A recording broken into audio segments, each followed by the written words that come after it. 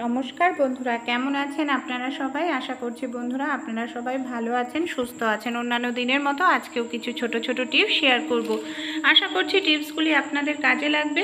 চলুন তাহলে আজকের উপকারী। আমাদের প্রত্যেকের বাড়িতে এই ধরনের কিন্তু পুরনো কন্টেনার থাকে। অনেক সময় আমরা কোনো কাজে ব্যবহার করি না। আপনারা কখনো কন্টেনারের মধ্যে একটি কাঁটা চামচ গরম করে নিন, তারপর কন্টেনারের নিচের দিকে কাঁটা চামচ দিয়ে এইভাবে ছোট ছোট করে অনেকগুলো ছিদ্র করে নিন। তাহলেই আপনাদের হাজার হাজার টাকা খুব সহজেই আপনারা নিজেরাই বাঁচিয়ে নিতে পারবেন। দেখুন, এখানে আমি অনেকগুলো ছোট ছোট ছিদ্র করে নিয়েছি। কী কাজে ব্যবহার করব চলুন দেখে নিই। অনেক সময় আমরা যে সাবানের বাটিতে সাবান রাখি, এইভাবে সাবান এমনকি স্কচব্রাইট একসঙ্গে রেখে দিই, এর ফলে কিন্তু সাবানটা গলে যায়, সাবানের অপচয় হয়। তাই এই ধরনের একটি পুরনো কন্টেনার ছিদ্র করে নিন। কন্টেনারের এইভাবে দেখুন আমি গার্ডার দুপাশ দিয়ে লাগিয়ে নিচ্ছি, দুটো গার্ডার। এখানে আপনারা মোটা ধরনের গার্ডারও ব্যবহার করতে পারেন। এবার বাসন মাজার সাবানটাকে এইভাবে গার্ডারের ওপর যদি রাখি, স্কচব্রাইটটাকে নিচে রাখি, তাহলে সাবানের মধ্যে জল থাকলে খুব তাড়াতাড়ি ঝরে যাবে, স্কচব্রাইটও নষ্ট, স্কচব্রাইট অনেক দিন টেকসই হবে, সাবানও সহজে গলবে। টিপস আমরা দেখে নিই। প্রথম যে টিপসটি শেয়ার করছি, এখানে আমি একটি নর্মাল সাদা পৃষ্ঠা নিয়ে নিয়েছি আর একটি ব্রাশের সাহায্যে কিছুটা পরিমাণ তেল, এখানে আমি নর্মাল রিফাইন তেল নিয়েছি। পৃষ্ঠায় খুব ভালো করে এইভাবে রিফাইন তেলটাকে লাগিয়ে নিচ্ছি। আর পৃষ্ঠার দুপাশেই কিন্তু আমাদের এইভাবে রিফাইন তেলটাকে লাগিয়ে নিতে হবে। তাহলে অসাধারণ দামি একটি জিনিস আমরা খুব সহজে বাড়িতেই তৈরি করে নিতে পারবো, আমাদের দোকানে কিনতে যেতে হবে না। এক্সট্রা যে তেলটা আছে সেই তেলটাকে আমি একটি কাপড় দিয়ে মুছে নিয়েছি। বন্ধুরা, অনেক সময় আমরা কেক প্যাটিস তৈরি করার জন্য বাটার পেপারের প্রয়োজন হয়, হাতের কাছে থাকে না।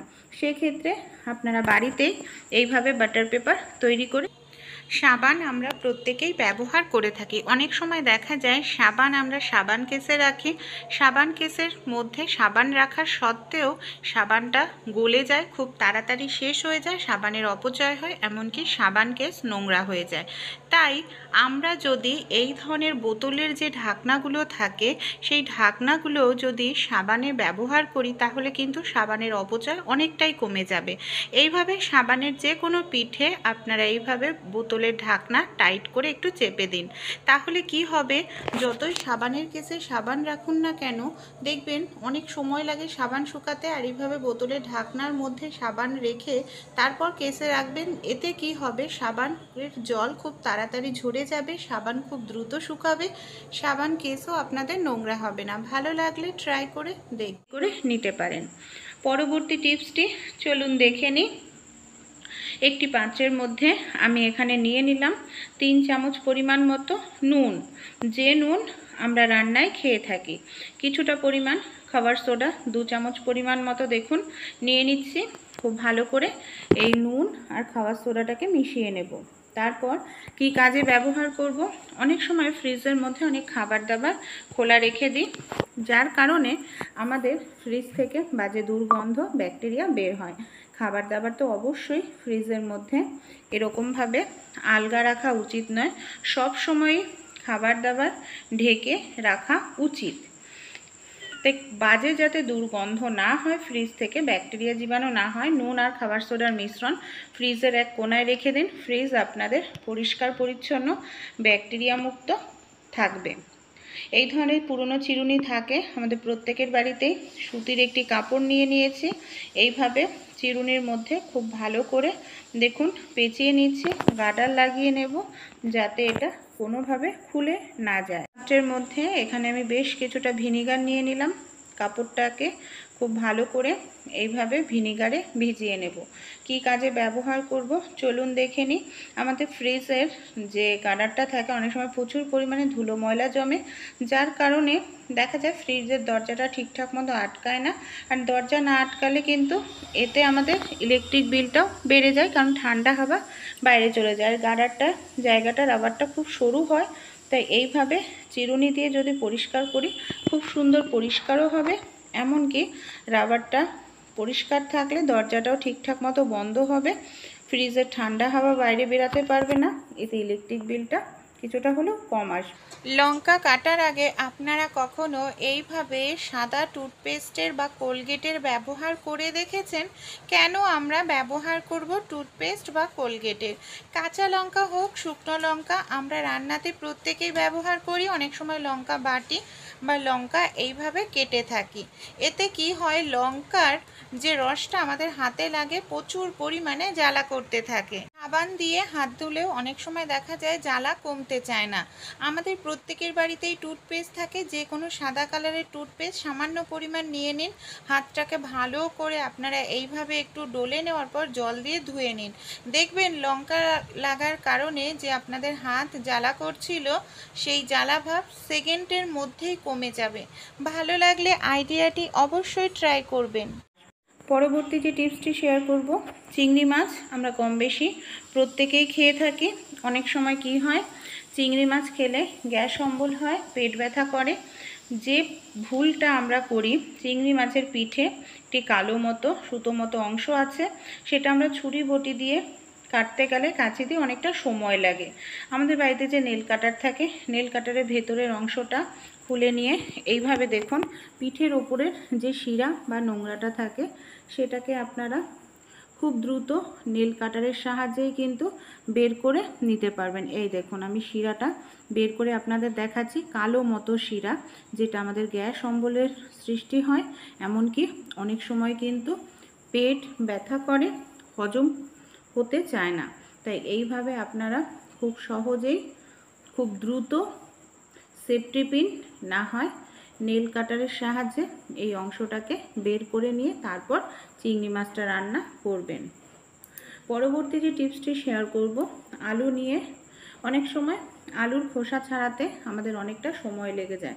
আমাদের বাড়িতে যে পুরনো মোজা থাকে, অবশ্যই আমি বলবো না এখানে নোংরা মোজা ইউজ করতে। পুরনো মোজা ভালো করে ধুয়ে পরিষ্কার করে নেবেন।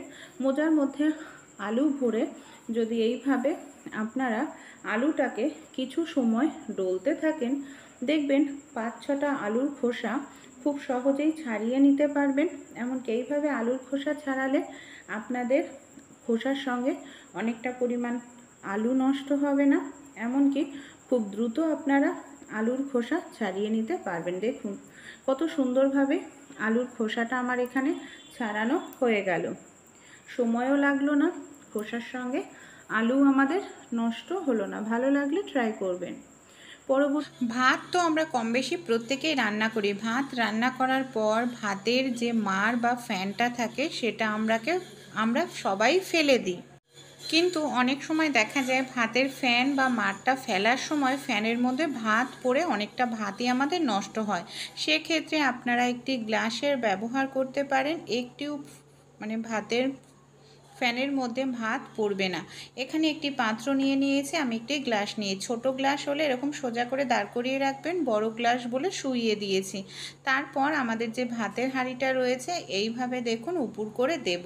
গ্লাস রাখার কারণে কি হবে, ঢাকনাটা খুব টাইটভাবে আটকে থাকবে, এর ফলে শুধু ফ্যানটাই ভাতের থেকে আলাদা হয়ে পড়বে। একটি ভাতের দানা। পরবর্তী যে টিপসটি শেয়ার করব, প্রেশার কুকার রান্না করার জন্য আমরা প্রত্যেকেই ব্যবহার করি।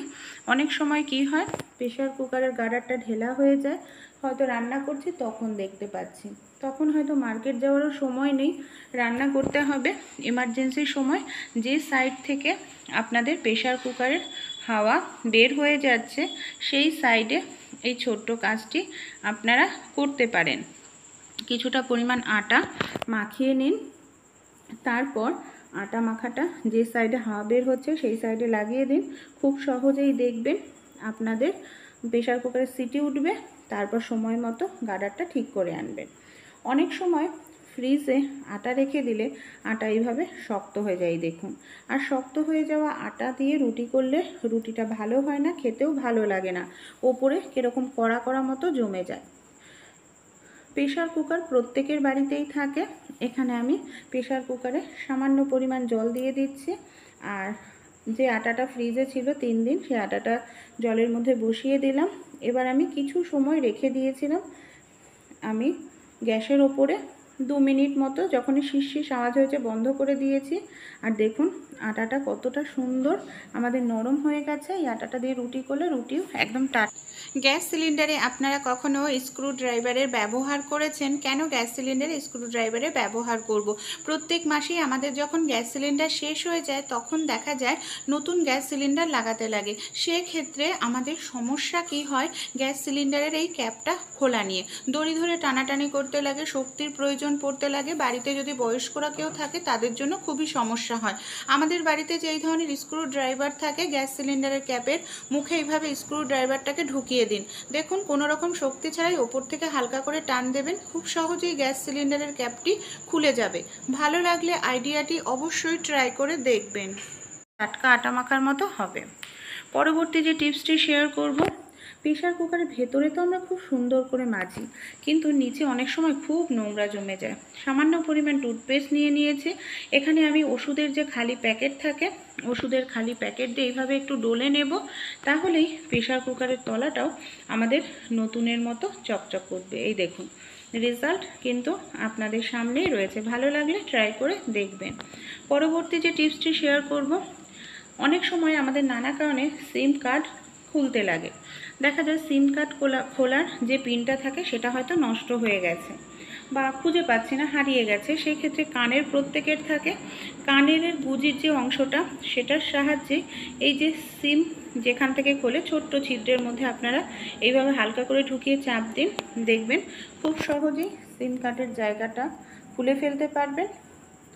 এমার্জেন্সির সময় যদি সিম খোলার পিন না পান, এই টিপসকে আমরা প্রেশার কুকার প্রত্যেকেই ব্যবহার করি। অনেক সময় কি হয়, প্রেশার কুকারের হ্যান্ডেলটা একেবারে ঢেলা হয়ে যায়।